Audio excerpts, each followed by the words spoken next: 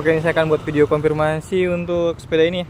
Yang customer klaim itu terkait bagian depannya. Pertama stangnya oblak, terus posisi shock bocor, kemudian bagian pedal asisnya nggak fungsi ya.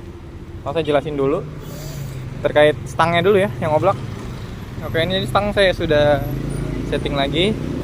Terus untuk ini ke masalahnya itu di bagian pemasangan ini ya, as rodanya. Jadi dia masang pernya itu di satu sisi doang, harus di dua sisi. Oke, ini udah saya pasang aman sih. Terus saya coba buktiin lewat berkendara ya.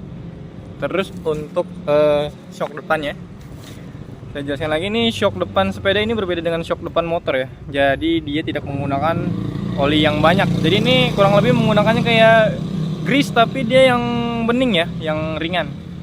Jadi kalau dia ibaratnya keluar garis seperti ini nih, dia nih masih batas normal ya.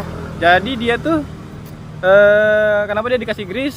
Dia tuh biar bisa membalnya tuh enak. Jadi kalau dia grease-nya udah ibaratnya udah kering, nanti dia agak sedikit keras tuh membalnya tuh. Nanti butuh di maintenance lagi biasanya kayak gitu.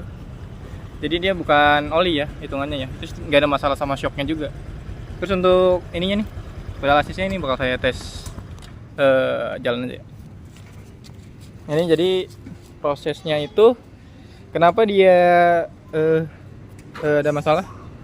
Jadi nanti saya sertain videonya di parameternya ya. Jadi dia dirubah-rubah. Saya udah tes. Jadi ada kejanggalan sih beberapa indikasinya ya. Jadi saya tes aja sekarang, terutama di indikator kecepatannya. Sini Pak.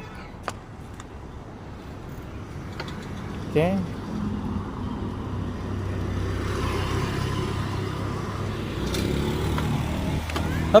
Nah, ini udah ada dorongannya ya. Terus ini indikasi awalnya itu kenapa diganti-ganti. Ketika saya posisi kencangnya itu dia stuck di 10. Ibaratnya kalau dari video yang saya sertain juga di setelah ini, dia itu ada perubahan di rasio kecepatannya. Jadi dia tuh nggak sesuai dengan kecepatannya gitu. Ini kan saya santai 10. Waktu saya pertama itu ngebut dia tuh 10 aja, 10 km per jam aja. Saya cek memang ada perubahan di parameternya ya.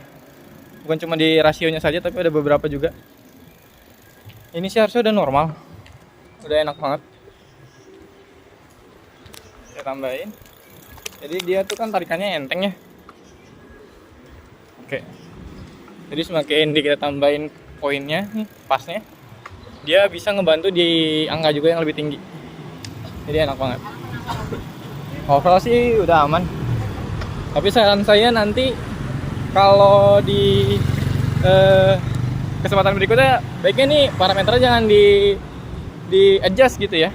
Udah biarin aja dia menjadi bawaan pabrik aja. Karena udah sesuai sih dengan part kelistrikan yang lainnya gitu.